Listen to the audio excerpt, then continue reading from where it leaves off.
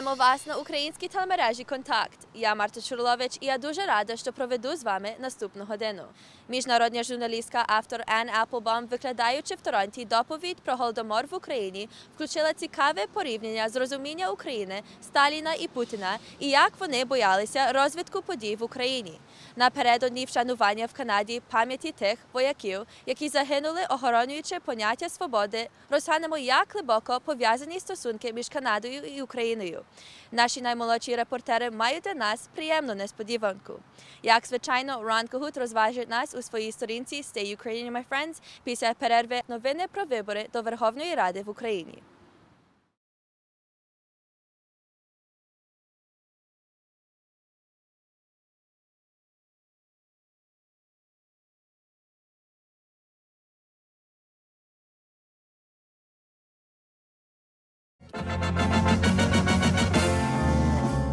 Розкажи, як триває підрахунок на проблемних округах і які найостанніші дані? Лідо, спочатку про останні цифри. До електронної системи вибори вже внесли дані 99,3% протоколів. Це просто означає, що на цифри, які ми бачимо на табло, вже можна орієнтуватися, як, власне, на результат виборів. І ось ці цифри такі. На першому місці залишається Народний фронт, на 0,5% відстає блок Петра Порошенка, бронза у Самопомочі, а також 5% бар'єр долає опозиційний блок із числа колишніх регіоналів, радикали Ляшка і Батьківщина Юлії Тимошенко. Власне, усі політичні сили зараз зайняті вже трошки іншим, підраховують, скільки вони можуть провести мажоритарників до Верховної Ради. І, власне, підрахунок на мажоритарних округах залишається такою, можна сказати, проблемою, оскільки на мажоритарних округах розгортаються основні баталії. У ЦВК кажуть, що до них надходить інформація і про різних озброєних людей, які заходять на округи. Так само то там зникають у невідомому напрямку, часто намагаючись прихопити із собою печатки, члени комісії і приводити людей до тями, кажуть, у ЦВК доводиться за допомогою правоохоронців, таких виховних бесід, нагадують членам виборчкомів, що фальсифікація виборів – це є кримінальний злочин. Ну, але тим не менше підрахунок триває, Центр виборчком продовжує приймати бюлетені із мокрими печатками, прибивають сюди усе ще із різних округів, в тому числі із проблемних. Зокрема, приїхали сьогодні документи із 102-го окружкому, це той округ, де переміг представник так званої молодої команди Черновецького Олесь Довгий, і той, до якого було дуже багато запитань у активістів, які заявляли і про тиск на них, і про напади, і про спроби підкупу виборців. До членів цього окружкому було дуже багато запитань у ЦВК, але голова окружкому заявив, що він не знає ні про які такі порушення, оскільки скарг до цього окружкому поступила небагато, власне, одна, і її окружком розглядати навіть не став, оскільки вона була оформлена якось не дуже точно, і її завернули назад. Ну і, власне, ще такий цікавий момент. Члени цього окружкому настільки не хотіли спілкуватися із журналістами, що просто в обличчя збрехали, що вони є представниками іншого округу. А чому ви взяли, що ми з 102-го округу? З чого ви взяли? Скажіть, ви зі 102-го? Ні. А з якого? 105-й. Скажіть, будь ласка, навіщо ви збрехали, що ви з 105-го округу? Поясніть, будь ласка, причину брехні вашої. Будь ласка, без коментарів. Під час підрахунку голосів, під час підготовчого процесу ніяких скарг до ОВК не надходило. Розумієте, ніяких скарг не надходило. Ну, одну ви завернули, наприклад, за формальними ознаками. Це вона надійшла в останній день.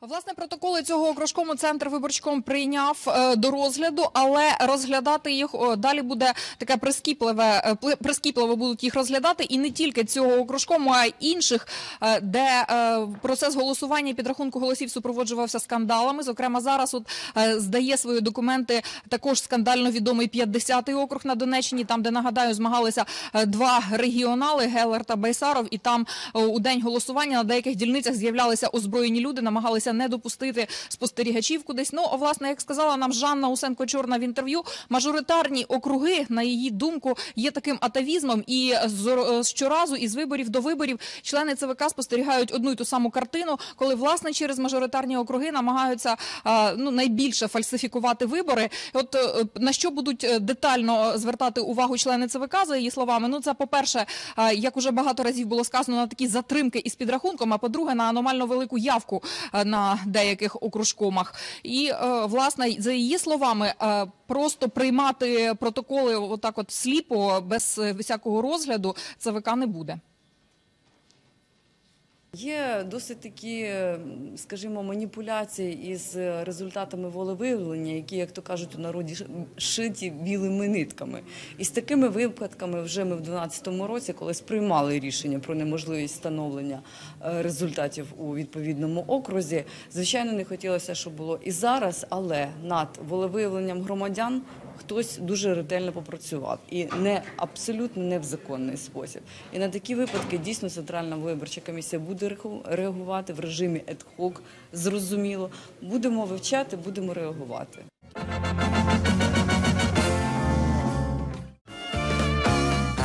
Добрий вечір, good evening, ladies and gentlemen, and welcome to Radio Kontakt. I'm Ted Voloshin.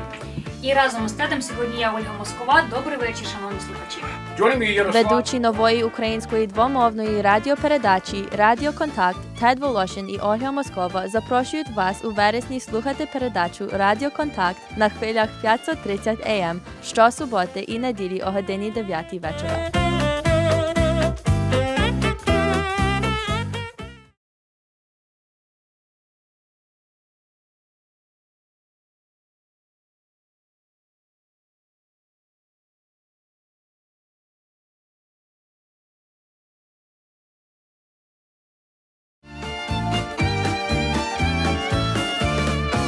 Senator Andreychuk, welcome to our show. You are the quintessential senator for all seasons, available for everything that's needed here in Canada and in Ukraine. So we thank you very much for that. We understand that you just had a press conference in relation to the observer mission to Ukraine for these elections to the Verkhovna Rada. Could you please tell us what your conclusions and final assumptions are? Well, it's a preliminary report. As you know, when we do election monitoring, we do a preliminary immediate report, and then we do the full analysis. So at this time, we and virtually all the other international observers have come to the conclusion that it was a free and fair election, and that the democratic will of the people prevailed in their ability to go out and vote. So we were very concerned about security. We were very concerned about whether people would be afraid to come out. Now, the numbers weren't as great as some people predicted, but by and large, people came out and they voted freely. The election had virtually no systemic problems that we saw, like in 2012. So if we compare the parliamentary elections of 2012 to now, these were certainly cleaner elections, no systemic problems. There were identified difficulties, but they are localized, if I could say that. Additionally, what we pointed out was that we have to say that this election that was held, there were more than 4 million Ukrainians that could not vote. And those are, of course, the people who are in Crimea, which was illegally occupied by Russia, and those parts of Luhansk and Donetsk, which are not in the control of the Ukrainian government. Within the areas of Luhansk and Donetsk, there was turnout in a number of polls. Those polls were very opened and according to the law. Now, the numbers were not as high in those polls, and we are yet to really look at the consequences. But certainly in those areas, they could vote. There wasn't the kind of intimidation and disruption of the polling district commissioners, etc., that went on in even the presidential election. So we say that these elections were moving in the right direction. The other interesting thing that we noted is that the people who were part of Maidan and the part of the Revolution of Dignity, journalists, activists, joined parties. And they joined parties as candidates. So it'll be interesting to see how their effect in Parliament will be. We also noted that the whole process was a bit different. There was certainly plenty of choice for people. There are many parties, many points of view, many new parties, some old faces under new parties, but certainly even new faces, new philosophies. So there were a lot of choices. And finally, the difference between 2012 and now in parliamentary elections was that when there were violations in 2012, the authorities did not intervene. But in this case, in this election, authorities did intervene to thwart any undue activity. So that was a positive step on behalf of the state. So we feel that it was a fair election, as other observers said, and we feel that where the government of Ukraine and the electoral commissions were in play, that they delivered a free and fair election. And those people that could not vote in those areas of Crimea, Luhansk, and that was beyond the control of the government. And we'll have to see whether there is a way of having them vote later or whether it'll be up to the political will of this parliament and the president to ensure that their voices are heard in different ways. That's full. Senator, could we go just back a little bit to the elections in some polls in Luhansk and Donetsk? What percentage of areas were the elections allowed, and what percentage of the populace does that relate to? And also, for whom those people that could vote, in which direction were they swinging in terms of who they voted for the left or the right? Well, I don't think this election was about the left and the right. As you know, the Communist Party did not reach the threshold of 5%. And while the turnout was lower in Luhansk and Donetsk, and we can't give you the figures now, the counting is still going on. So these are early projections, so I don't feel comfortable in saying. Certainly the number of people who voted in the polls that they could in Luhansk and Donetsk was lower than elsewhere, and you can understand why. People have left, and people may have been somewhat afraid. So I think we need to wait until we have the full tabulation. They're still counting in some areas, and there are some disputed areas. So as I say, this is the first sweep to say that things went calmly, things went peacefully, and that was an overwhelming concern. So that's a really first good step. Now, of course, our preoccupation will turn to ensure that a government is formed quickly. That seems to be the preoccupation of political parties and of the electorate, saying, let's resolve this election and let's move on. We don't have time for any negotiation, bickering, and those things that have happened in the past. We need to move on and start the reforms, address a country still in conflict, if not all-out war. Now, you do mention reforms, and that seems to be the thing holding Ukraine back in terms of the implementation of everything that relates to democracy or a transparent economy. But is it correct to say that elections being part of the democratic process, that at least the reforms have happened in terms of the way that elections are conducted in Ukraine? Yes, these were certainly the Electoral Commission conducted itself well. There are still problems in electoral laws that they need to address. I think they're aware of that. But certainly the Electoral Commission conducted a peaceful and a much freer and fair election than in the past. The political parties also, there were certainly issues and will continue to be issues, but they are certainly moving in the right direction, is what we like to say. So I think that's good. Now, the reforms are also out of Maidan and out of the people. Before they would vote and hope that their leaders would move in the right direction, we heard over and over and over again that people will not go away. They're going to now monitor very closely this parliament and their people so that they continue to deliver reforms on the economy, on the pro-European front, which appears to be the winning party affiliations, on trying to bring peace to all of the country. Okay, well, Senator, thank you very, very much for clarifying all this information coming out of Ukraine in relation to these elections. Wish you a happy stay and a quick return to Canada.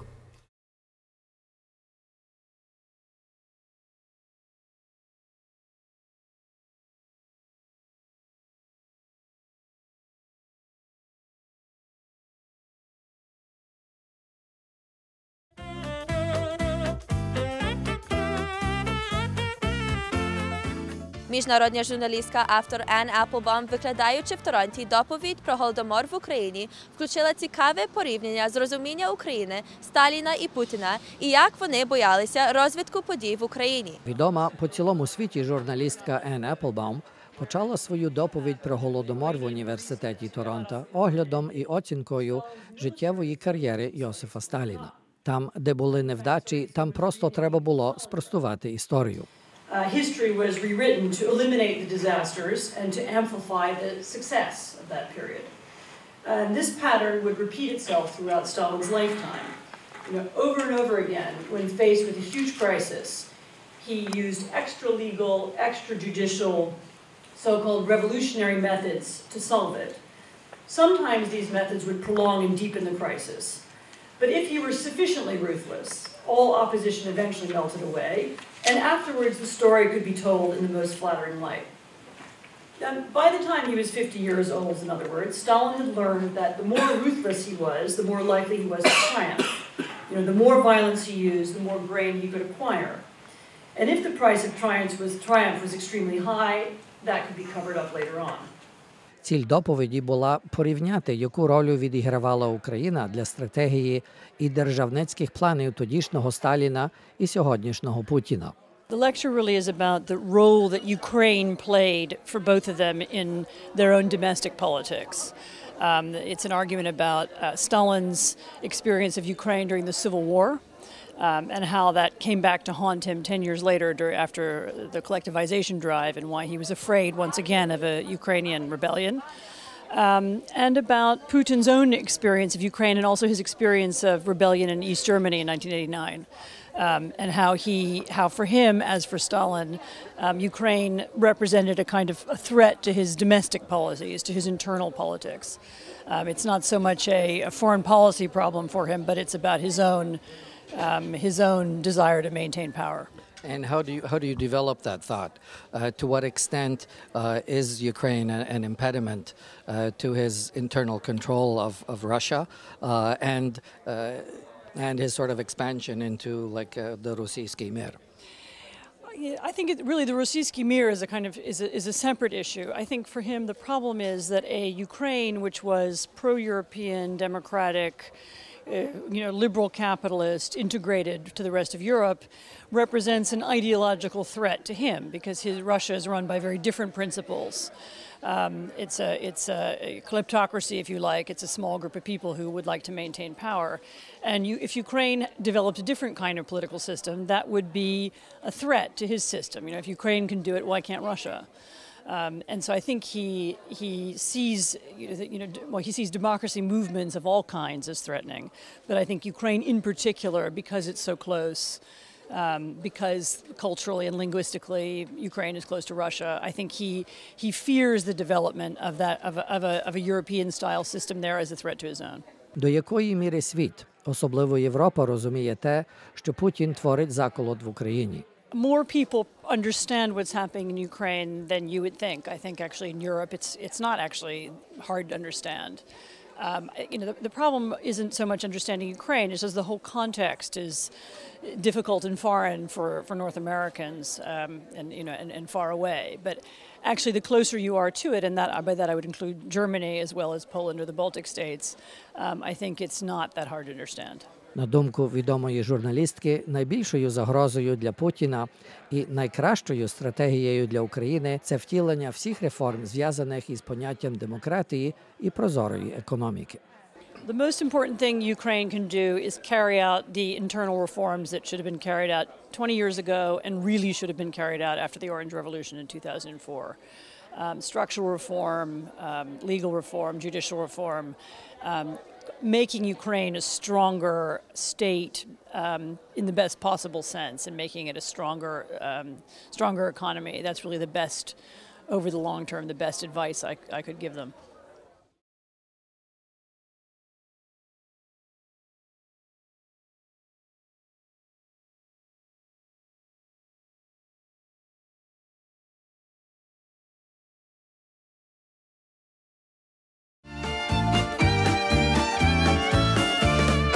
Напередодні вшанування в Канаді пам'яті тих вояків, які загинули, охоронюючи поняття свободи, розглянемо, як глибоко пов'язані стосунки між Канадою і Україною. Внаслідку сумного і непотрібного вбивства канадського вояка минулого тижня в Отаві у військовому інституті Canadian Forces College в Торонті атмосфера відносно стримана.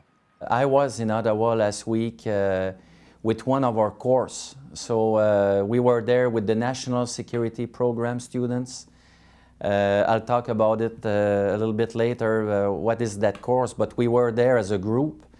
And of course we had a program organized for the week, and with the sad events of Wednesday, of course that program was changed for the good reason.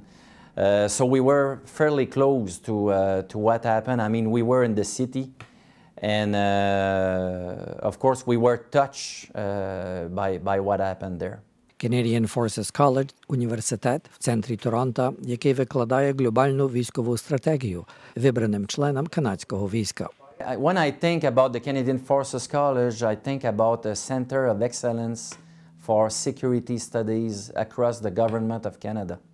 So it's like here at the college we provide professional development and academic education to our senior officers in the Canadian Forces. Комендант Brigadier General Гіжер далі розповів про потребу дальшої спільної усучасненої праці у військових стосунках між Канадою і Україною. On this course this year we have a student from the Ukraine. It's called the National Security Program, the course that was in Ottawa last week, and we study issues at the strategic level. So defense is only one part of security. Security is a lot bigger than just defense. So we discuss issues like environment, finance, health. And what is interesting on that course, which is composed of about 30 students, this year we have 9 students coming from international countries. So our colleague from Ukraine is part of those 9 students. We have 5 students coming from the public servant, so foreign affairs, like the development part of it, the diplomatic part of it, civilian servants working for defense research. So it's not only for military people. We have 5 civilians on that course. And the rest of the students are Canadian Forces military at the rank of, most of them are at the colonel level rank. So it's a great program, but we work at the strategic issues, and at the end of that year, I think about them as, becoming expert on the security issues and not just defense issues. Старший офіцер канадського війська, пан Зенон Міськевич, який від кількох років викладає при цьому військовому інституті, провів нас по цікавих місцях і описав програму обміну. Зважаючи Зенко Мишкевич, підполковник Зенко Мишкевич, народився в Торонті, але вже в канадській Air Force 37 років. І вже тут в Торонті на Canadian Forces College вже 5 років. 8:30 зрання студенти слухають lectures в аудиторіумі, тоді йдуть дуже менші групи, 12 студентів, і мають дискусії про всілякі теми. Не лише канадські теми, а international themes as well. Полковник при Генеральному штабі українського війська Віталій Кузьменко вже тут від вересня на однорічній програмі. Розумієте, в Україні ми маємо зараз безліч проблем. Якщо перераховувати всі їх, то не буде часу для вашої передачі. Тому зупинюсь на тій проблемі, яка привела мене сюди. Це перш за все знання. Як би не було б дивно, це і не звучало б дивно, але не вистачає знань. Не вистачає тих знань, які я можу отримати тут в коледжі. Перш за все, це стратегічного бачення. А що ж відбувається не лише в Україні, а за межами? Як правило, у нас немає часу в українців, ми дуже заклопотані. Ми дивимося тільки, а що ж відбувається в Україні? Нема часу підняти голову і подивитися, а що ж відбувається у світі? Цікаво, що серед вибраних до цієї елітарної програми майор Попович, учасник програми зі сторони канадського війська, є українського походження із Саскачевану. For me, the expectation was to broaden my perspective on defense and security matters, and really equally important to me is to build the professional network amongst my peer group from across the Canadian Forces, to get to know those people, because those experiences and those connections really build relationships that will serve me in the future of my career, and certainly that's something I've taken advantage of so far. Now, Major Popovich, tell us, why did you select to have this interview in front of this quite amazing tank? Well, it's nostalgia, really. You know, when I joined, I did my training on this tank, actually an older version of it, and it's since been replaced. So for me, it's a reminder of my origins as an armor officer and a member of Canada's Senior Serving Armor Regiment, the Royal Canadian Dragoons. So it's fond memories of good times running that bad boy cross country. Now, we've met the colonel from Ukraine. And it's kind of interesting that you also have Ukrainian background. Do you get a chance to interact with the folks in the other international program? Absolutely, and that's one of the huge advantages of having the presence of international officers here on the course. With the Ukrainian colonel's case, recognizing that they are quite senior to people on my course in terms of rank and experience, they've set up a mentorship program where, based on various levels of expertise or operational experience, that they provide informal presentations where we can interact and gain and glean what we can from their vast experience. On the other side of things, we're members of the same officers' mess, so on every Thursday we have happy hours where you can chat with them in a more informal setting over a beer, and which is of equal value too, when you can really leverage the experience and training that those guys have compared to us, and it's a unique opportunity for sure. But it's certainly not just a study of Canadian military studies, but international relations, what's going on in the world. Certainly a focus on leadership and leadership studies. Sort of a career-broadening experience is the way I describe it, taking a look at all facets of military leadership and education and bringing it all together in an international setting where we work with upwards of 25 different countries. Треба дивитися далі, треба трошки піднятися і подивитися на весь світ. Земля у нас одна, всі, куди б ми не дінемося з цієї землі, нам треба співіснувати. І війна – це не найкращий спосіб вирішувати будь-які проблеми. Хоча я людина і військова, але не бачу у військових діях логічного, розумного вирішення проблем. Lieutenant Colonel, we honor Remembrance Day. And you're there every year. You're at the Ukrainian festival parade always. What's the significance of and what does it do to your soul marching with the Canadian flag? It's very important to me, certainly because of my heritage, what my parents taught me, what I learned about them and what they escaped in Europe, and certainly all the stories they told me about the hardships that Ukrainians endured in Europe and coming to Canada. So I kind of reflect back on Remembrance Day and all those Ukrainians that endured all that hardship and fought in those wars as well. A lot of people don't understand just how many Ukrainians fought in those wars and how many Ukrainian Canadians serve in the Canadian military. I forget what the number is, but it's a very significant number of people who have served in the Canadian military. And to me, sort of, it brings home the importance of service to country, heritage, and what that means to all of us. Я був дуже вражений, що не в Україні, а саме за межами, за 1000 кілометрів я можу знайти Україну. І, звичайно, коли мені запропонували нести прапор України, а так як я був єдиний представник Збройних сил в Торонто, я не міг відмовитися і не хотів відмовлятися. Мені було дуже приємно йти із цим прапором, я був гордий за те, що несу прапор своєї держави. Нас сюди, до військового коледжу, запровадив колишній пілот канадського війська Андрій Суханівський. Сьогодні голова дирекції Української кредитової спілки. Canada throughout its existence has participated, contributed to defending democracy, whether it be World War I, World War II, and supporting countries that are in difficulty in terms of their democratic movement, sovereignty, etc., etc. And that theme comes through World War I, World War II. We think about the Korean War. We think about operations in Yugoslavia back in the 1990s, most recently in Afghanistan. And now we have things going on in Iraq. We have a situation in Ukraine, and Canada is there to help. So Canada has always been doing that, and this institution here is an institution that is very unique.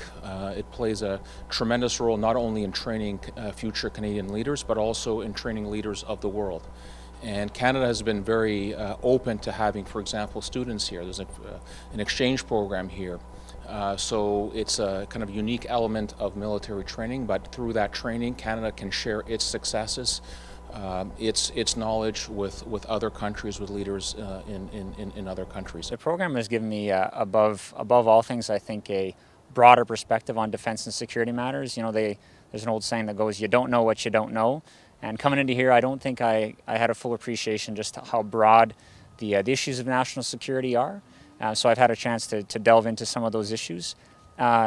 As well, it's taught me some critical thinking skills, which I think are important as we attain positions of higher rank and experience to really be able to look at things with a critical eye and more importantly, an educated and an informed eye. Я тут представник Європи, не те, що України, Європи. Маю колег з усього світу, і із Африки, і з Південної Америки. І завжди було дуже цікаво подивитися і послухати, а як вони сприймають ті проблеми, а що відбувається в Україні, що відбувається в Сирії, що відбувається в Ізраїлі, в інших куточках землі. Але побачив, що не такі ми різні. Ми люди. Ми сприймаємо світ так, як і мають сприймати люди. Але треба користуватися можливістю і ділитися набутим досвідом. Треба переймати цей досвід. І багато в чому я навчився у канадійських офіцерів, багато в чому навчився у офіцерів інших Збройних сил. Так що користі бачу дуже багато від цього курсу. It's a very busy year, but it is a very important year in their career progression. People are selected to come here. They don't just choose to come here and spend a year with us. They are selected by their services, the Army, Air Force and all that. And it's an important year for them. Конгрес українців Канади та Український канадський фонд ветеранів запрошує вас на Поминальний день воїна. Поминальний день воїна відбудеться 9 листопада о 2 годині пополудні у Ukrainian Canadian Memorial Park на Скарлетт Роуд, це на північ від Еглінтон Авеню. О 1:30 марш ветеранів, який починається на 135 Лярос Авеню коло церкви Святої Димитрія, о 2 годині панахида із чоловічим хором «Оріон».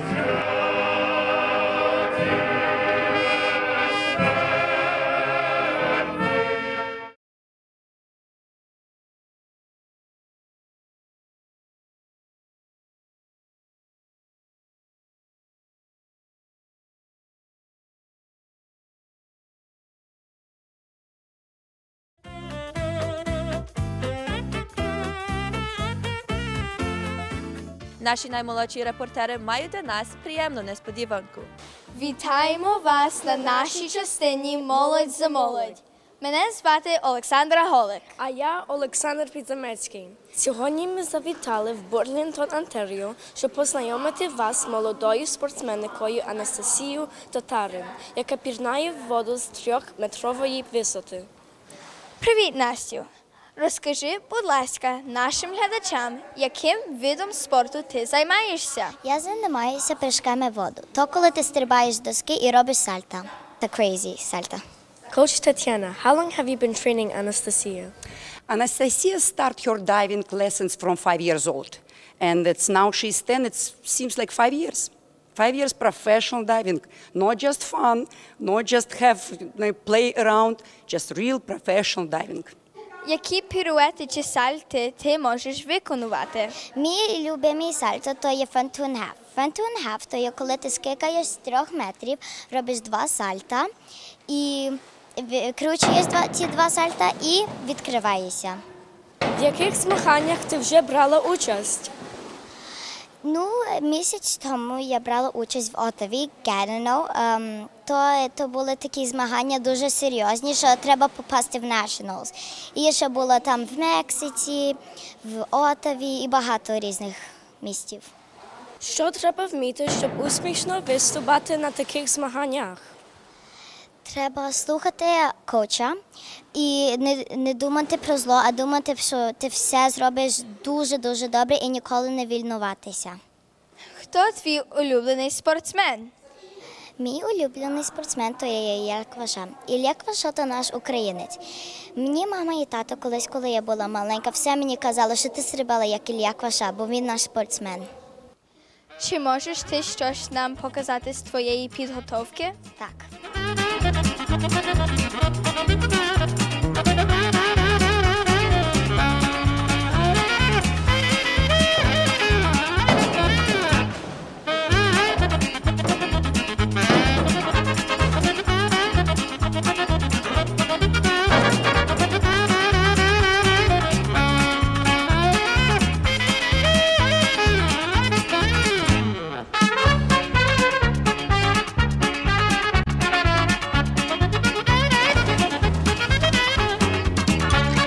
What is your vision and hope for Anastasia? Anastasia, she already last year attend national competition. It's biggest competition in Canada for diving. And for this year, she is qualified for nations too. For future, I'm really thinking about add her to national team Canada and maybe Olympic Games. Hope so. Чого ти хочеш досягнути? Я хочу досягнути бути олімпійською чемпіонкою. Я вважаю, що ми всі дуже багато навчилися про спорт пірнання. Олексо, чи ти би хотів пірнати так, як Анастасія? Я би дуже хотів, але знаєш, Олександро, мені вже минуло 13 років, і я думаю, що я вже застарий, щоб почати займатися цим спортом. Ой, Олексо, що ми зробимо з тобою?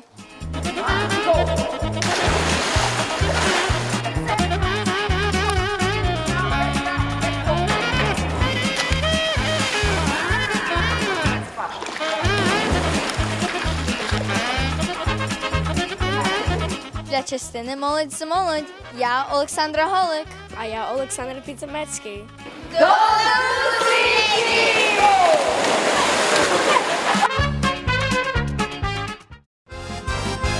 Ми діти роду козацького, ми. Sponsored by Ukrainian Credit Union. Believe it or not, it's Ron Cahut with Stay Ukrainian, my friends. We're Cossack children of history. Blur Festival, it's Shumka time. See? Just so you know, it's Shumka time. And I guess for the weekend, the chief cook and bottle washer.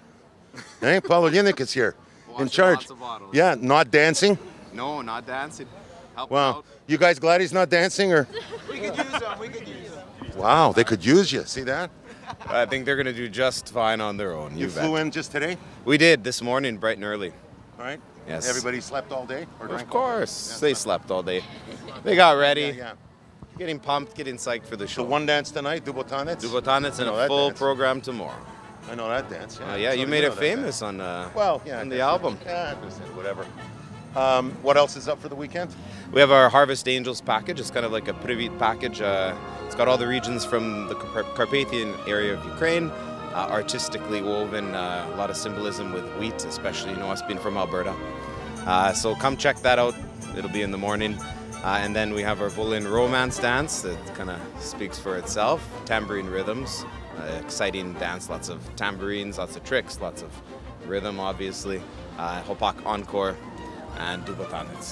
So that's our program. All of that tomorrow. And you're ending the festival with Hopak? With Hopak as well. So you can see Hopak Hopak twice. twice. End the festival, Hopak. Oh yeah. I thought, I'd say. It's unique.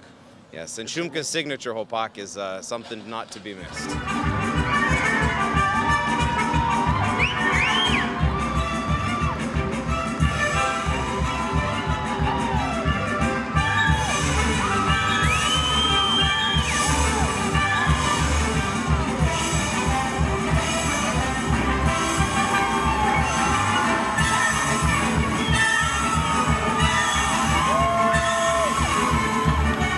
Welcome you. Thank you. First trip here? Yeah? Out east? You're smiling now. It's Friday. Well, we're glad to have you here. It's world famous. Yeah, it is our first time at the Bloor Festival, but we did dance in Toronto at the Sony Centre 2 years ago, and again, we did Brampton and Hamilton a year back as well. See, the one difference with you guys is it's the Trezub Ukrainian dancers. It's Cheremosh Ukrainian dancers, but it's Ukrainian Shumka dancers. Absolutely. Put the Ukrainian on the other end. That says it all, doesn't it? It does. It's got to be first. Well, first and foremost. Like we say in here, stay Ukrainian, my friends. God bless you. Brick a leg, do a great job. Thanks, Ron.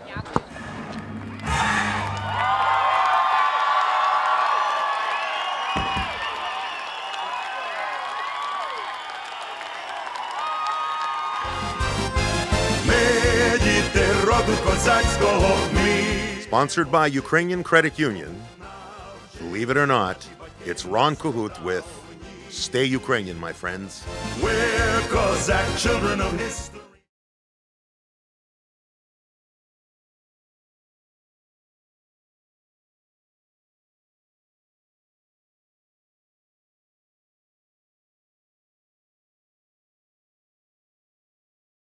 Громадські оголошення «Що коли іде» спонсоровані Cardinal Funeral Homes Limited.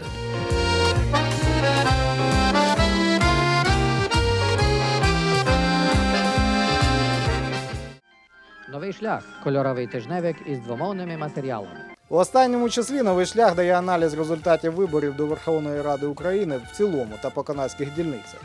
На відміну від загальних результатів, в Канаді лідером стала партія «Самопоміч». Правий сектор подолав 5% бар'єр і дістав більше 15%, а опозиційний блок набрав менше відсотка.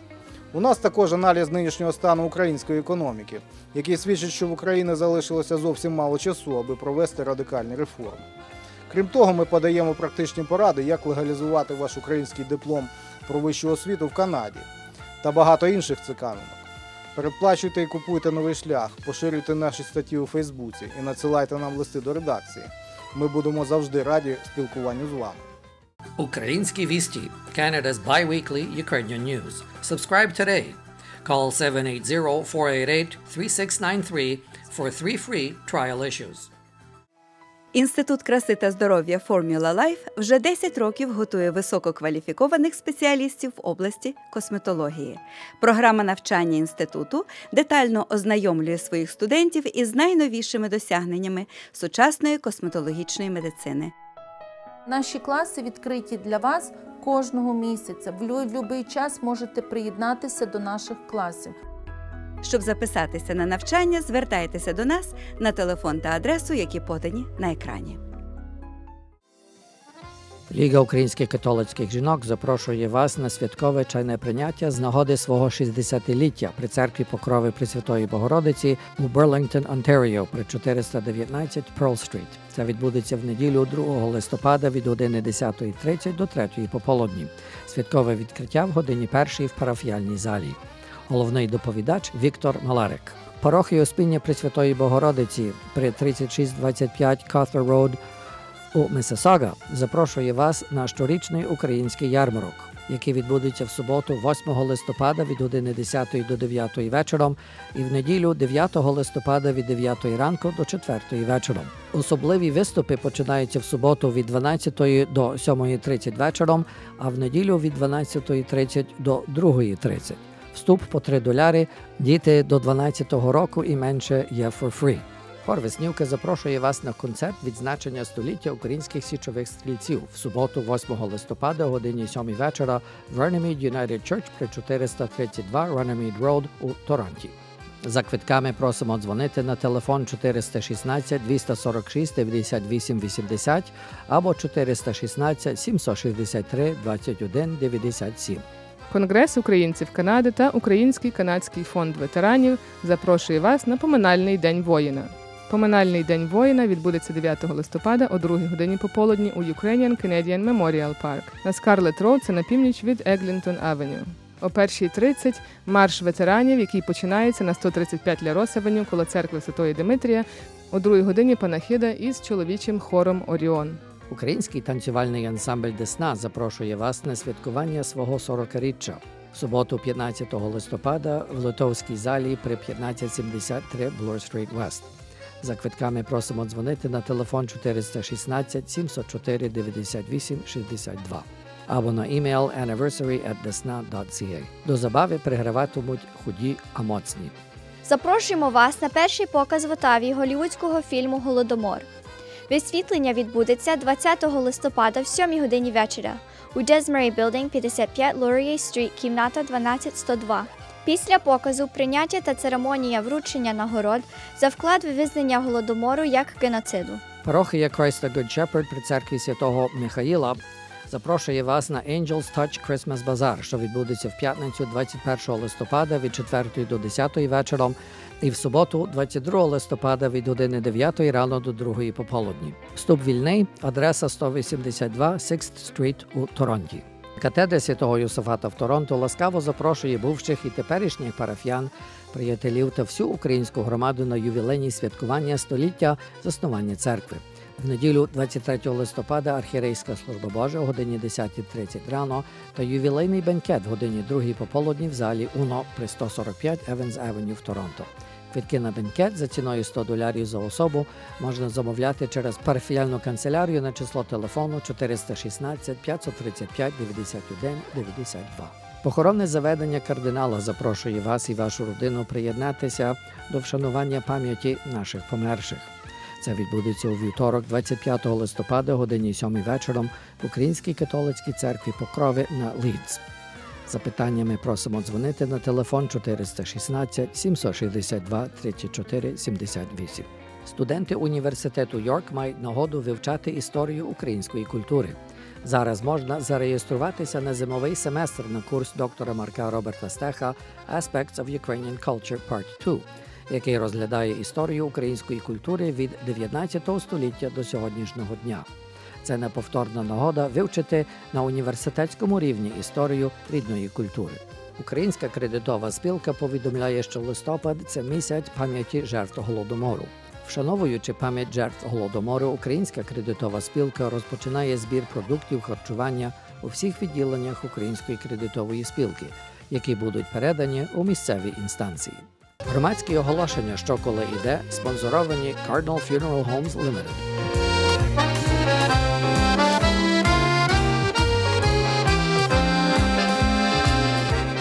От і кінець сьогоднішньої передачі. Дуже дякуємо за вашу увагу. На другий тиждень більші деталі про оцінку виборів до Верховної Ради в Україні. А якщо оглядаєте програму в Торонті в суботу вечором, то негайно переключайтеся на радіоканал 530 АМ, щоб в 9 годині вловити початок програми «Радіо Контакт», якою проводить Тед Волошин і Ольга Москова. До наступного тижня я Марта Czurylowicz для «Контакту». На все добре!